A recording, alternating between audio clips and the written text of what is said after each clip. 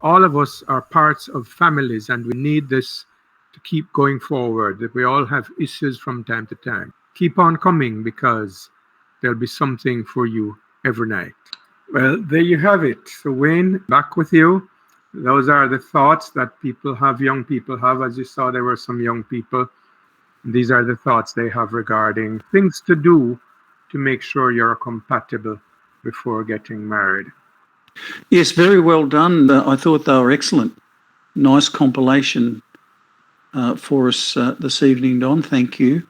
I wanted to start out with a question to you in regards to tonight's topic, which is, a little bit on the strange side. And, the title is, not the topic content, of course, but I mean the title. Very interesting. Can you explain those expressions a little bit for us, especially the one about puss in a bag, which is new language to me here in Australia? Right. I can imagine that one especially would be pretty strange to you. But let's just look at what both expressions. There are two expressions combined there in the title, actually. The proof of the pudding or puss in a bag. So there are two expressions there. One of them, I think a lot of people know that it's not just Jamaican, it's international, that says the proof of the pudding is in the eating.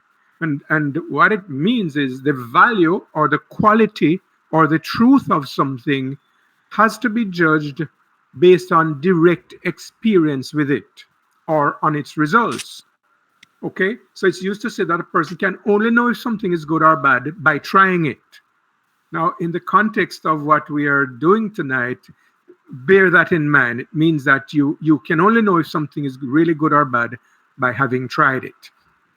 The second one comes from a Jamaican expression that says, no buy puss in a bag, no buy no puss in a bag, which really means do not buy or do not purchase a cat in a bag. And the explanation of that is really examine carefully what you purchase or what you're going to purchase or accept from somebody else.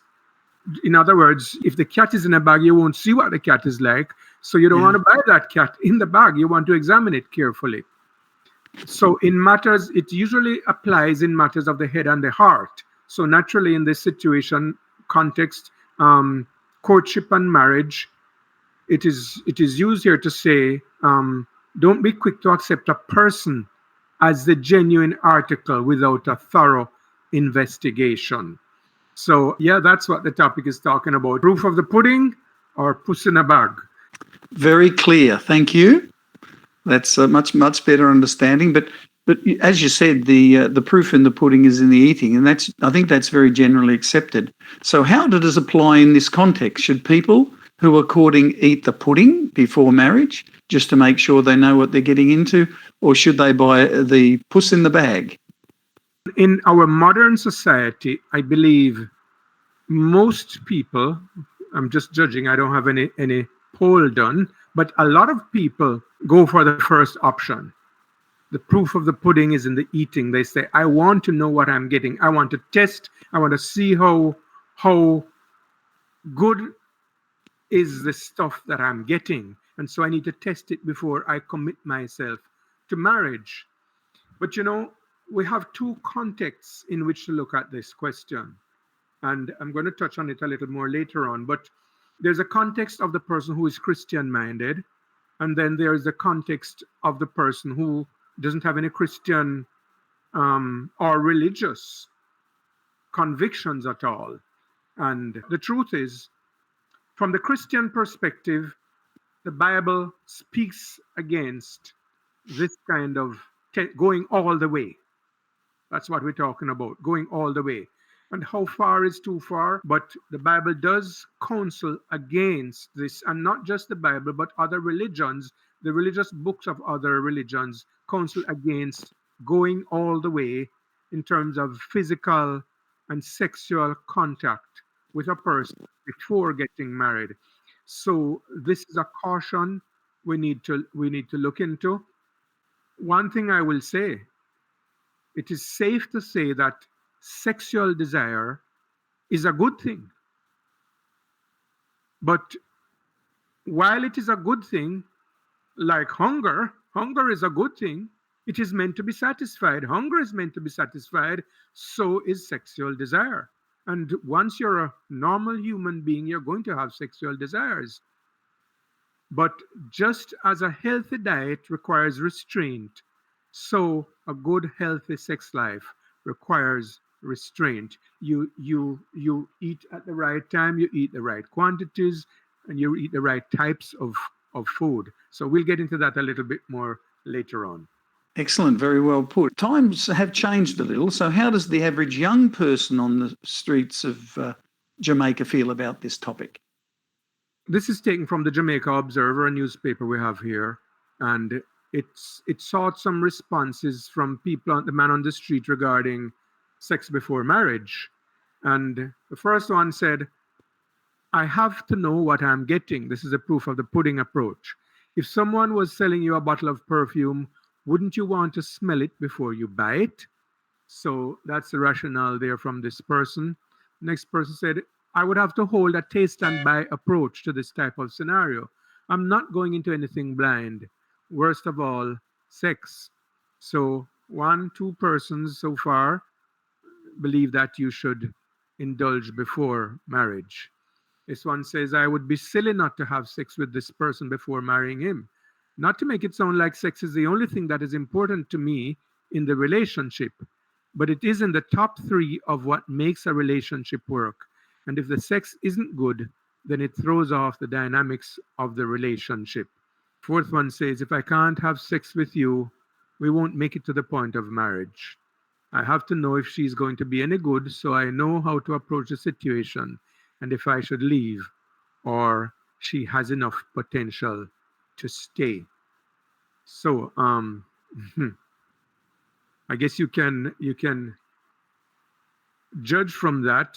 All of these persons, everyone interviewed, um, felt that it was important to indulge before marriage. That's how I think the average person on the street looks at it today. Yes, it is an interesting, albeit short, number of survey participants, but it gives you a general idea, doesn't it? And of course, generally, Christianity and most of the main religions, as you touched on earlier, Don, promote the idea that there should be no sex before marriage. But what about holding hands, kissing, and other types of intimate affection? In other words, how far is too far before marriage?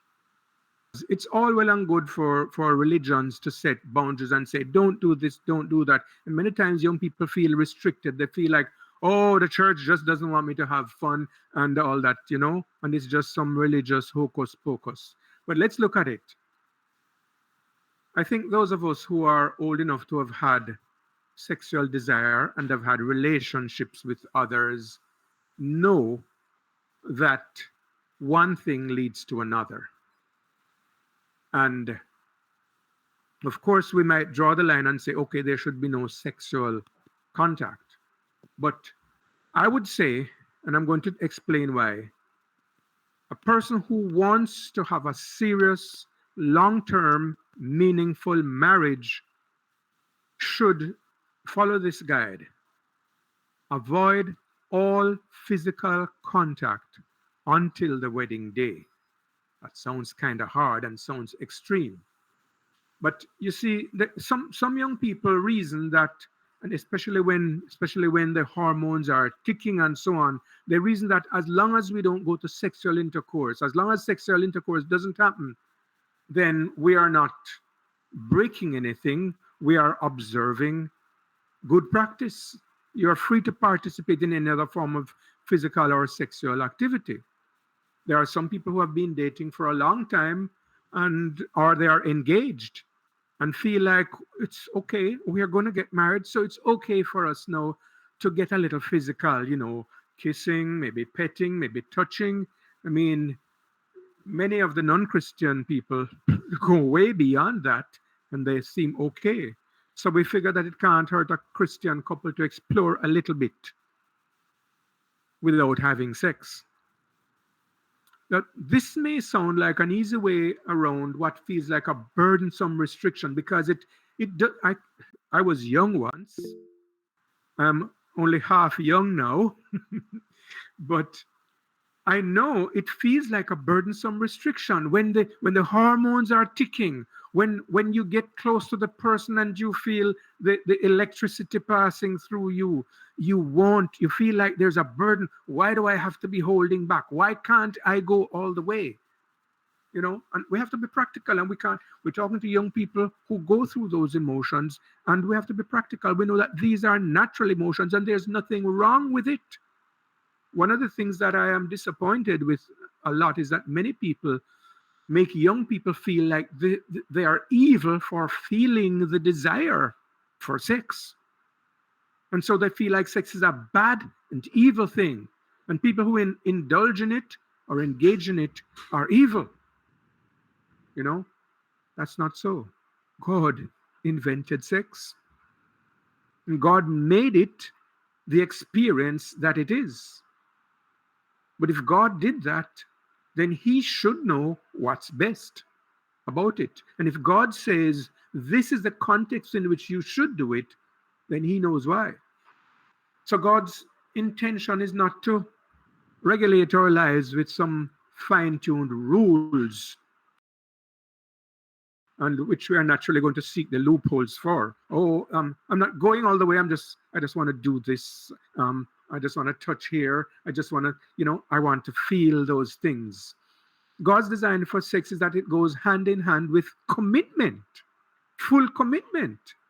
He wants sex to be a way of enacting the vows that we have made to our spouse. In Hebrews 13 and verse 4, he says, let marriage be held in honor among all, and let the marriage bed be undefiled. Right? I take that from two perspectives. One, if you have defiled before, when you get into the marriage bed, it's already defiled.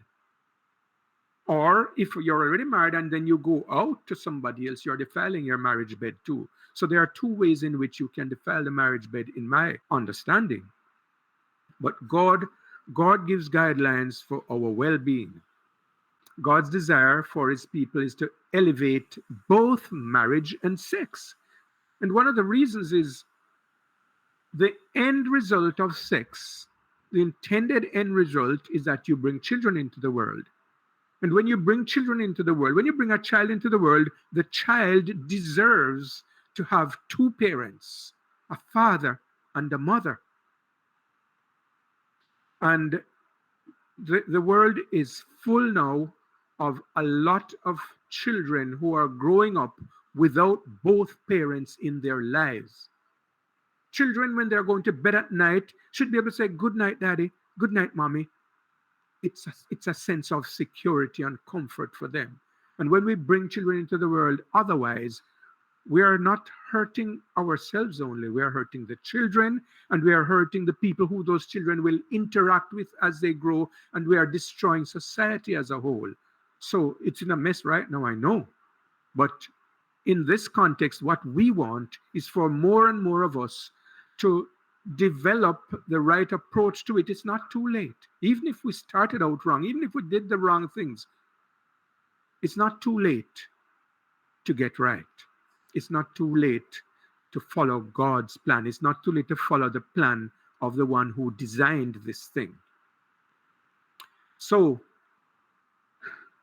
marriage can be nothing less than a reflection of God's relationship with His people. And so, sex is an expression of that love and a commitment for each other. Sex is a joining of two persons.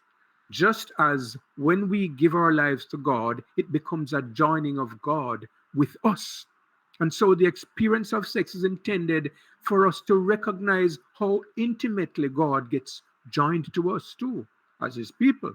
So I don't know if everybody else here is a Christian, but I've got to tell you, like, I understand it. To do this, God intends that we guard the sacredness of that covenant by reserving all sexual activity for marriage. And that includes, there's a thing called foreplay.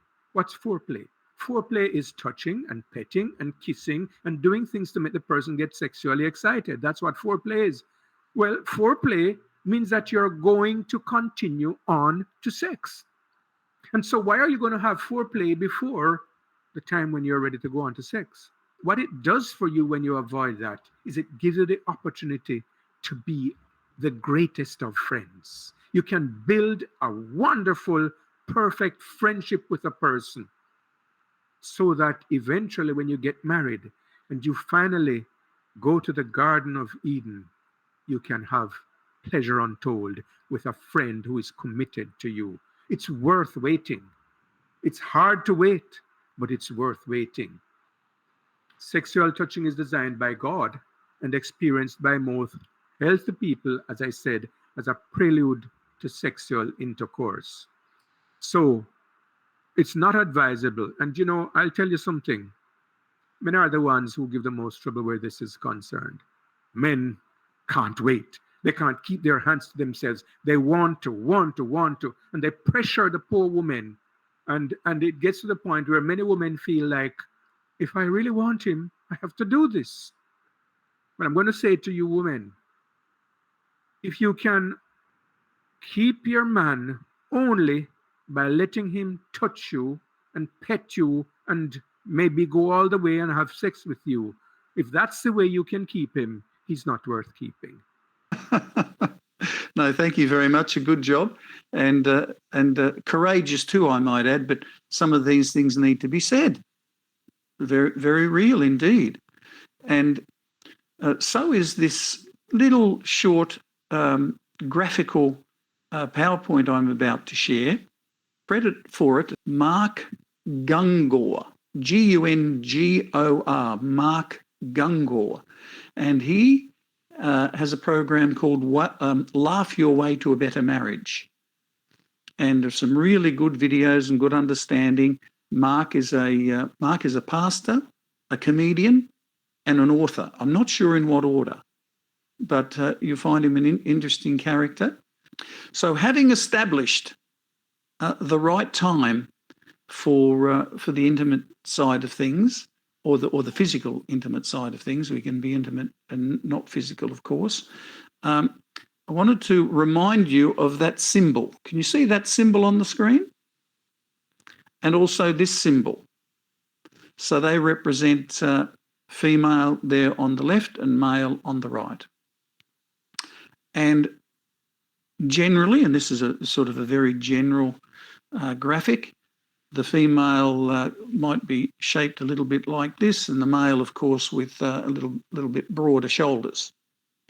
Now, interesting about the male, as Don mentioned before, he's got a T on his T-shirt. Anyone hazard a guess as to what the T stands for? Particularly to do with males, and particularly the desires. It's T for testosterone.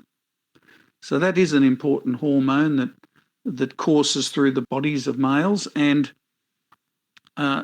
we've got a little chart here on the right, and you see across the bottom numbers, and that represents the age.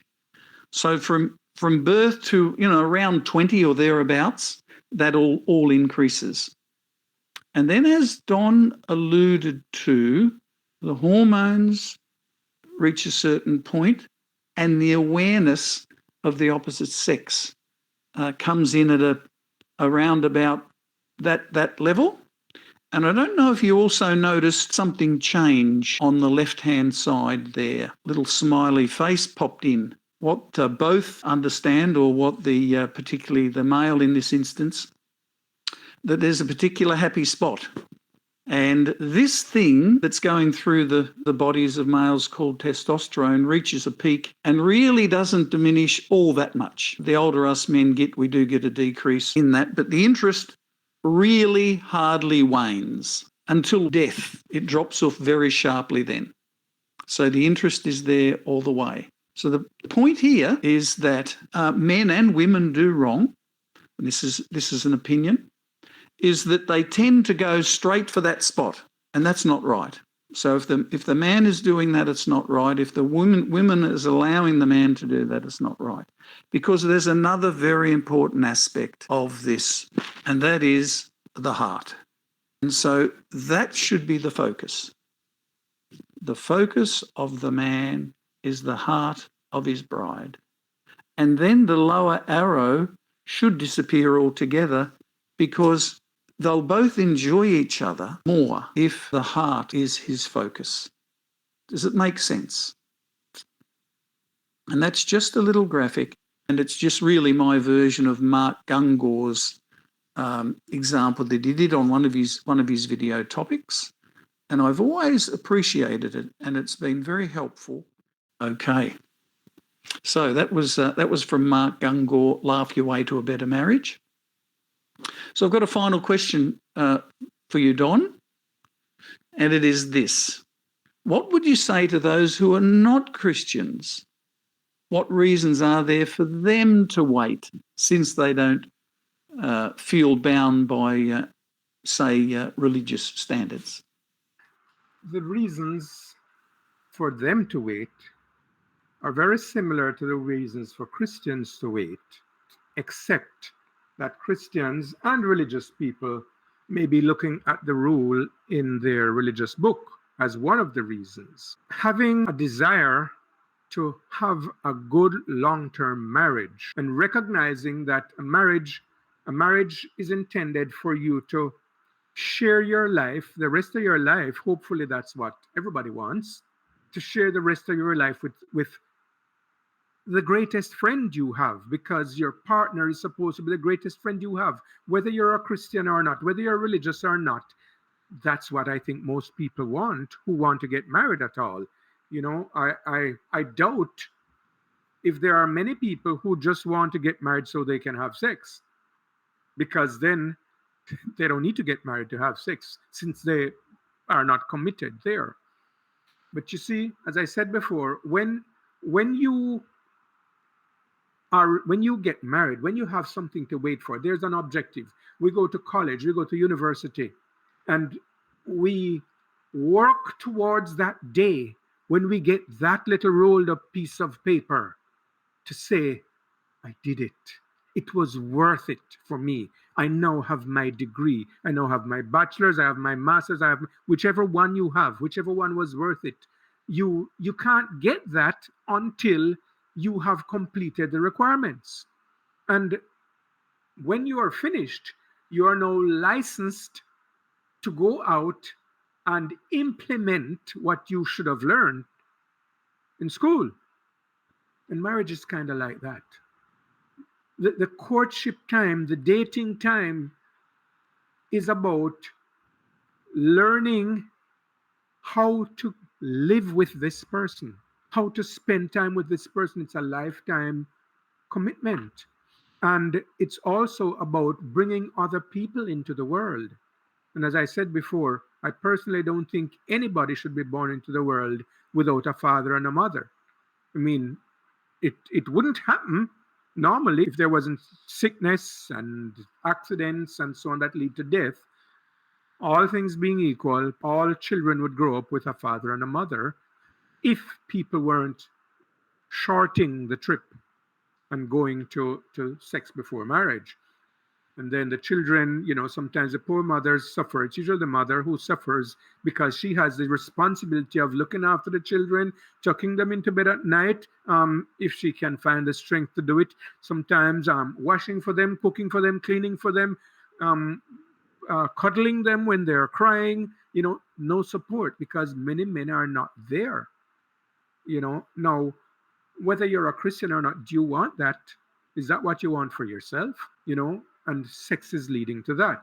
So the idea is, think long term, think of where you're going, think of what you want out of this.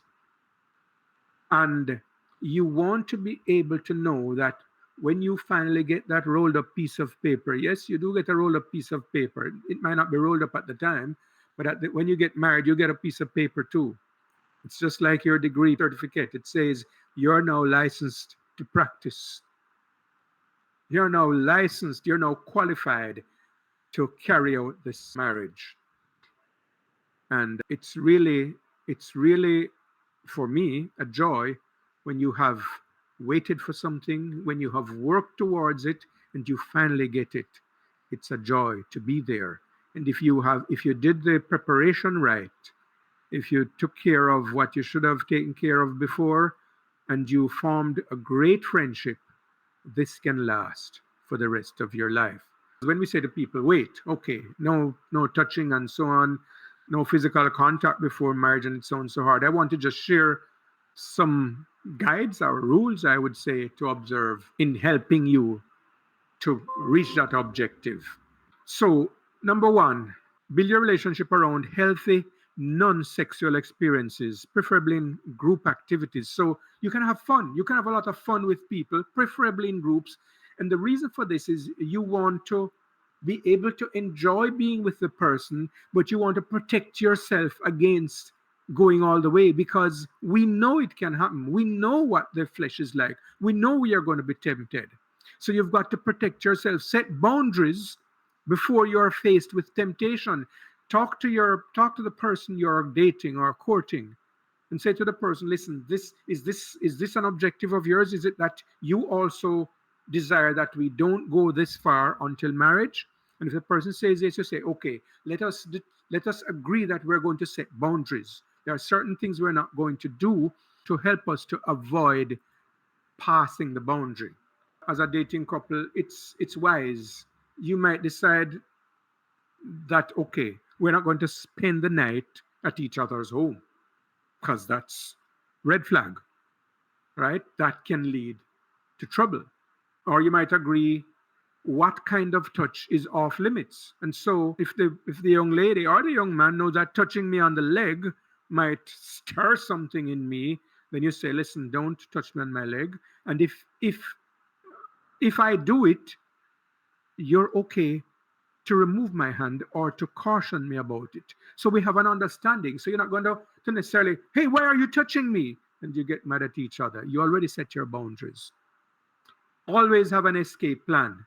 Now, what's this escape plan? The escape plan could be a younger sibling. If you're going out, or if a person is coming here, or if you know that things can get steamy, you put something in place that will trigger a reaction. Ask a friend or a sister or something, a brother, to call you every now and then, or send you a text message every now and then, to break what's going on. You know, it's not that you don't trust the other person. It's that we know what the natural carnal human nature is. And so we are protecting each other from it. And therefore, the person doesn't feel like, oh, this person doesn't trust me, so have a sibling around or have somebody calling her or whatever. And as I said before, avoid all physical contact until the wedding day. I talked about that before. If it requires a third person coming with you, a chaperone, in the old days they used to do that. If it requires a chaperone to be with you, if it requires a sibling being with you, okay, we're going out to have pizza. I'm going to carry my younger brother or my younger sister with me. So you're protecting yourself. We're going to Devon House, or we're going to wherever it is that you go, and you think you might have fun, Hope Gardens, wherever. You try to avoid being alone with the person, because something can happen. None of us is that strong. We're humans, we're flesh. We have a built-in thing. When talked about the testosterone in men, but women are not immune to feeling the desires either. And so, because we know that, we have to set the boundaries and take the steps to protect ourselves so we don't fall. And we look forward to the wedding. If it means you have to say, listen, I can't wait 2 years to get married to you, let's set the wedding for 2 months' time. And if you both agree, so be it. Because Paul says in 1 Corinthians 7, verse 9, if they cannot contain, let them marry. Get married if it's too much of a trouble. If you can't wait, and if you know you love each other and you are really wanting to spend life with each other, you don't have to wait forever. You get married. If you cannot contain, it's better to marry than to burn. That's what the rest of the verse says. But we are told in 1 Corinthians 6, verse 18, to flee fornication. Now, fornication is sexual immorality. Adultery usually is referred to when somebody who is already married commits sexual immorality with somebody who is not their partner. Fornication generally refers to other types of sexual practices to two people who are not married. It's not strictly that, but that's a general rule. So when he says flee fornication in 1 Corinthians 6, verse 18, he says, run from it. Run from it. Don't go near and say to see how close I can get. Oh, I'm not going to do this, but I just want to get close. And let's see how close I can get and how close I can get. And whoop, it's got you. So you've got to take your precautions and protect yourselves. And if you don't think you can do it alone, get help. Have an escape plan. Excellent, Don. Thank you very much again.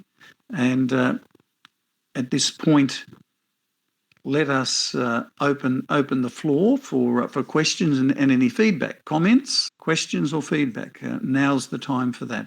One of the things that I know I've heard before, some persons who are maybe contemplating marriage, or they're questioning the institution of marriage, when they look at some couples. Now, you'll have two people living together, unmarried, and they seem to be living well. And the minute they get married, things start falling apart. And it can be, a negative sign for them. What would you say to those persons who are observing those things, and probably getting a little discouraged by what they see? First thing that came to my mind, of course, was a commitment issue. See, marriage is the ultimate commitment. And so things are going along okay when there's no commitment. It seems there's an easy way of escape if necessary, etc., etc. Then marriage happens and things start to happen. And so now it's the ultimate commitment. It's a challenge. I feel threatened even in some cases. And so that's when help is needed. Don't be afraid to draw on experience, other people, counsellor, mature married couple, etc., that can help you through that, if indeed the commitment issue is the problem there. I agree with you. Sometimes people knowing that they can escape easily don't make things bother them. So okay, all right, let her go ahead. I can easily run away if I need to. But when I'm committed and she's not treating me right, I feel trapped. Why did I get into this? Now, I have to put up with this the rest of my life. So there is that psychological pressure on them, I think. So that's probably a part of the reason. I don't know if that's the only reason, but that's probably a part of the reason. Not so much a question, more like a thought. Especially when you look at that chart from the survey done by the Jamaican Observer. It asks about how Jamaican young people.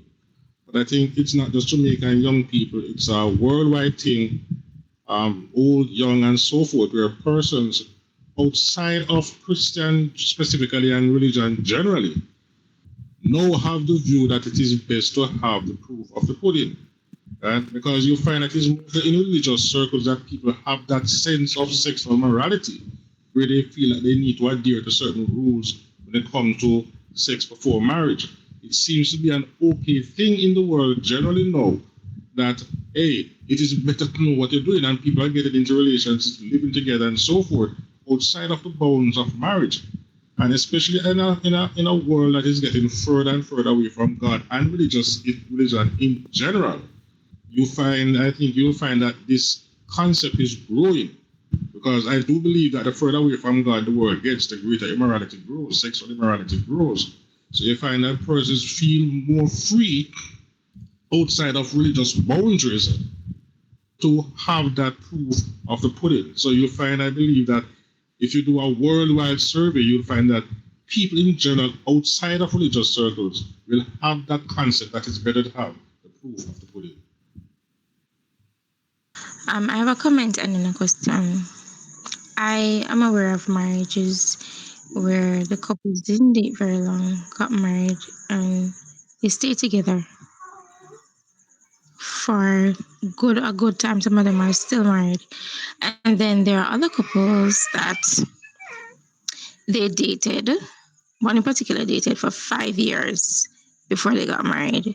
And then marriage ended in 3 years. So I feel like dating, emphasis on dating is a bit overrated. So how long should someone date properly before you think that's sufficient enough to know if you want to engage this person? Because you'll never really be able to tell everything about someone by dating them. Living with them is different. So how long is a good time to date before you get married? That's an excellent question. Excellent question. Let's remind ourselves what's the objective of dating, because I think that's one of the problems. People don't consider dating the way it should be. People see dating as a period of time when we get closest to each other, when we let others know that we are seeing each other, and that's my favorite person right now, and that's my favorite girl right now, and so on. And we are going along like this. But dating is a period of time in which our objective should be to learn enough about the person to decide if this person is going to make a good lifetime partner. Now, 5 years for me is way too long to date. Way too long. They should have done it long ago or ended it long ago. I really think that you must be purposeful and intentional in dating. You're not just going out with each other and having fun, and you're going to have a lunch, or you're going to have a meal, or you're going to the movies, or you're going to have whatever it is. That's not, you're not serving any purpose. You're just spending time with each other. You should be intentional. I want to find out about this person. I want to know. So I have to put the relationship, I have to put the experiences under test to find out what this person is made of. And so you might decide what kind of test you want to do. You might see how the person sits at the table. You might see how the person treats you, opens the door for you, or pulls out the chair for you. I'm talking from the lady's perspective here now. You might see how the person, you want to find out how the person relates to their parents and their siblings. So whether the male or the female, you as a female want to know how that man treats his mother and his sister. You as a male want to know how that woman relates to her father and her brother and her sisters. You want to know what kind of person you're getting. So going to the person's home and sitting there and talking with each other is a part. It's not just to have time to spend together. It's time to observe the relationship of the family. Not only how the person relates to the family, but how the family relates to each other too, because you're getting into that family. You can tell what you're getting into by just sitting there talking to your prospective partner and listening to things happening in the house too. You're hearing how the family operates. So you must be intentional and purposeful in dating. Now, it might take some people 2 months to say, oops, that's not for me, I'm off. If at that period of time you're not yet decided, you go a little longer. But I think 6 months to a year is a reasonable time to date, looking towards marriage. 6 months to a year. If for some reason, because of circumstances, you feel you should go a little bit longer. But I say once you get past 2 years, if you're not yet certain, then it's probably better to call it off. Sounds hard, sounds bad, and I wish that it doesn't get to that. I really wish that you would have made a good choice at the start. And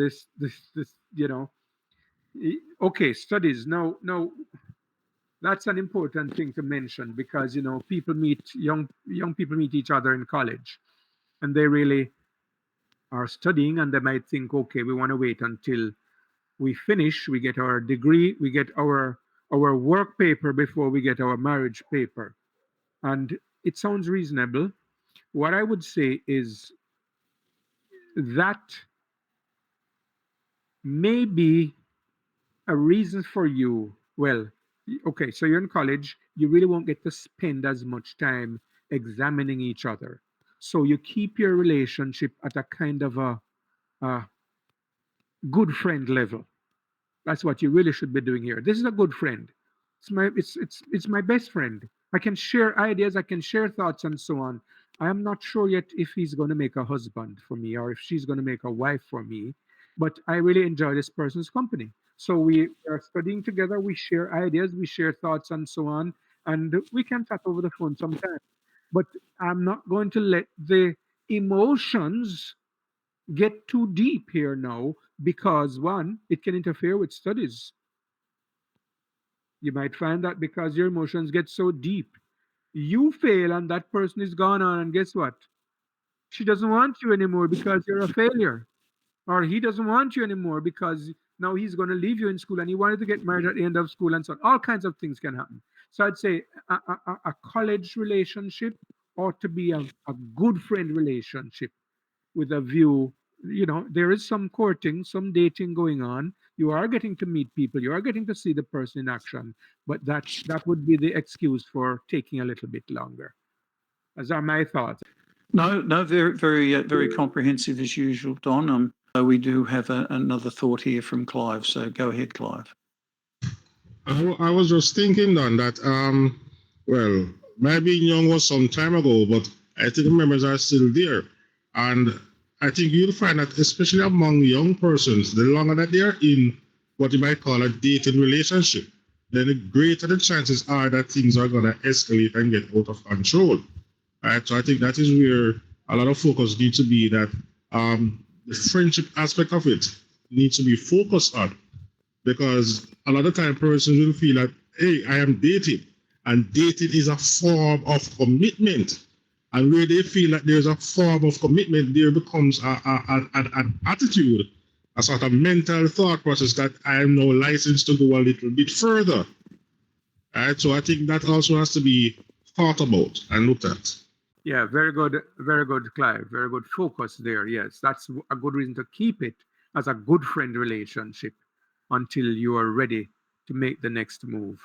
You know, the good thing about that is if you realize that this person can be a very good friend, by the time you finish college, 2 months, 3 months, 4 months, you can get married if everything is okay, because you'd spend that next little time finding out the things you didn't find out before. So yeah, there is a pressure when you say, okay, we are dating, or that's my boyfriend, or that's my girlfriend. It puts a psychological pressure on the relationship that we need to keep on moving, keep on escalating it. And so yeah, I would say keep it at a good friend level until you finish. Well, thank you, everybody. That's been a very, very good session and some very good feedback there this evening, and excellent questions as well. So thank you, everybody, for that, and good night.